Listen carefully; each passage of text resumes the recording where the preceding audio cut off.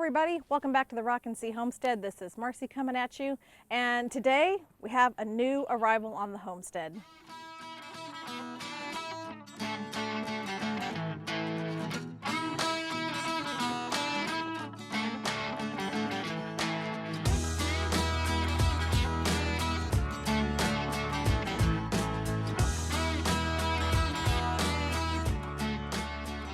So like I was saying, we have a new addition to the homestead, and yeah, it's a good thing, although it hits me with a few of the mixed emotions. It's a little hard. It's a little hard.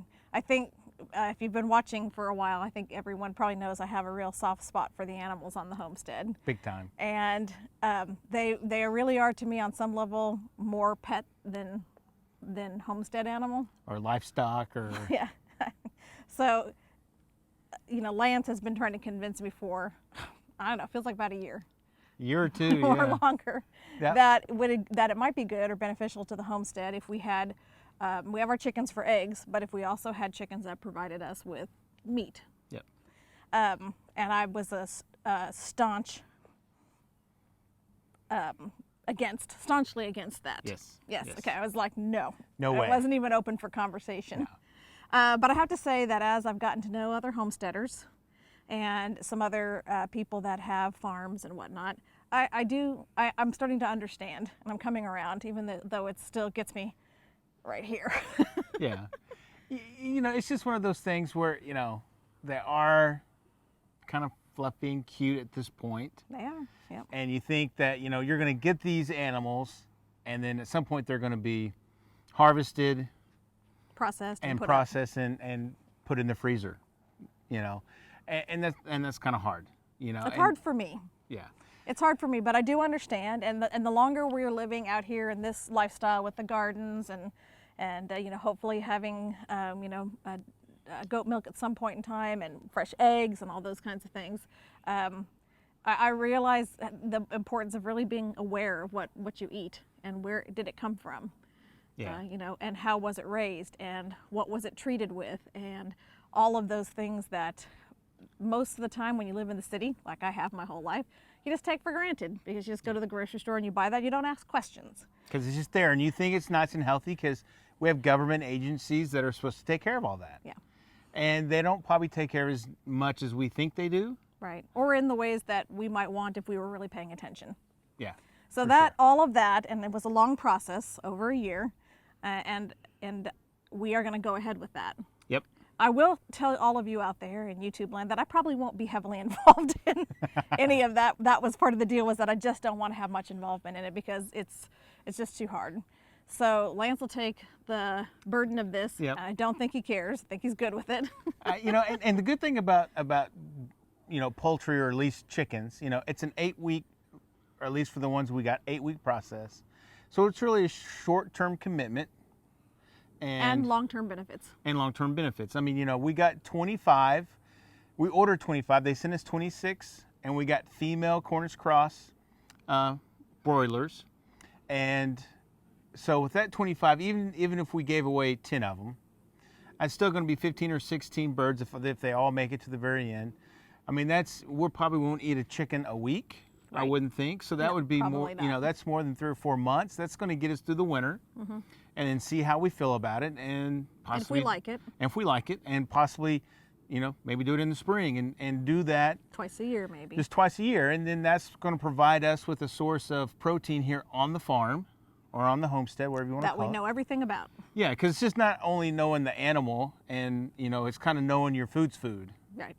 Right, what they're being fed and how, and what how we're treating them. And again, you know, we're still not super duper organic, wholesome, you know, everything. But we try to feed our animals the best that we can afford and get locally. And you know, we're going to do our best. Yep, that's all we can do. Yep. So that's what we are up to, and I will go around and kind of show you the new baby chicks. Yep. But first we got to get some. Get some watering done. So gotta get some watering done. So hang on, we're gonna get these plant beds watered, or garden beds watered, and then we'll go around and introduce you to the new chicks. Hey, by the way, if you caught our fall garden tour video earlier this week, we still had several of the items that we planted that hadn't come up. Yep. Well, I can say as of this morning, 100% of the things that we planted are starting to sprout. Yay. So we've got everything. We've got the peas, beans, beets, carrots, radishes, lettuce, and spinach.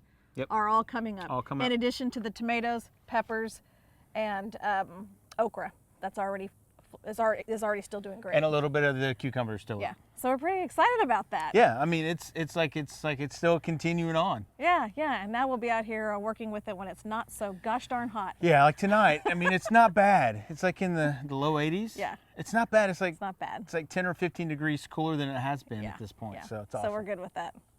So All right. All right, we're gonna get this stuff watered, and then we'll introduce you to the new chicks. Woo!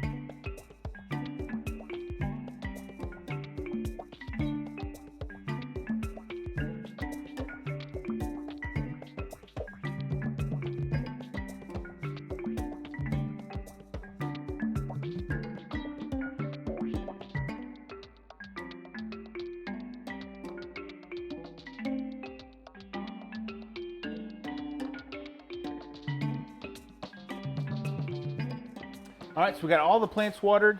Now we're going to show you our little new chickies. Like I said, there was 26 of them. Actually, there's a little bit of footage from earlier today when I brought them home. And they're all females. I couldn't actually get any males with the right time frame that we needed. But just go over our setup. So just to go over our setup. So we have this metal tub that we got at Atwood's, or you can get at your own local ag store, farm store. I don't know how big it is, and then we have a gallon waterer in here.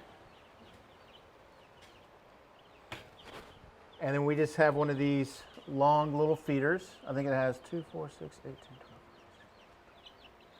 About 28 holes. So there's at least one hole for every mouth. And we just put down some pine shavings.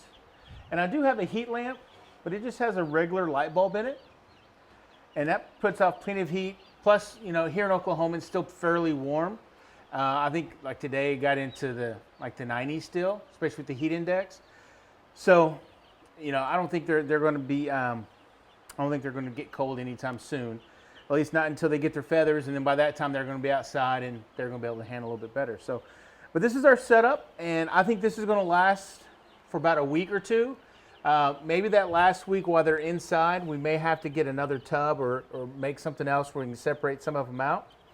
They are pretty small right now. There's plenty of room, but these things are going to grow quickly. And with 25 of them or 26 of them in there, it may be a little too much, but they are little cuties.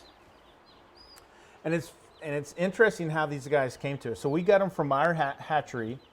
So they left Ohio. They went to Minneapolis, and then they flew to Oklahoma City, and then they came to Norman. And then our post office gave us a call today, early this morning, and said, hey, they're ready for you. Come pick them up. And they're all live and well and ready to get some grub and some water. But when I got them, I came in and I dumped and I kind of dunked every one of their beaks into the water so they know where the water is. And then they found the food on their own. But they all seem to be doing really good. All 26 of them made it. And so far, fingers crossed, they've all seemed to be doing really, really well. So that's where we're at. Again, it hasn't really been an easy thing, but I think it will be a good thing in the end. And Yeah. I can promise you these chickens are going to get the very best life. Oh yeah, they're gonna get spoiled. So they're gonna have a good life, even if it's short. And then they'll be, you know, our food, and I think that's okay. Well, that will probably be close to the end of my involvement with these particular chickens. So these are Lance's project now, and I think he went into this with that understanding and that agreement. Yeah.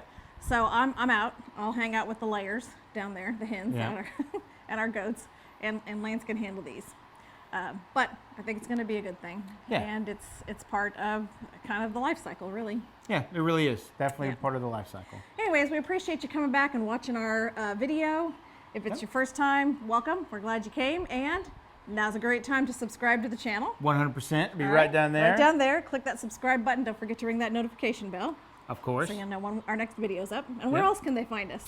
Facebook and Instagram. All right, well, we'll leave those links down below too. That's right. You may actually see some of these birds before you see this video. So to be able to catch that on the next time, make sure you check it out. Yep, make sure you follow us on that. Yep.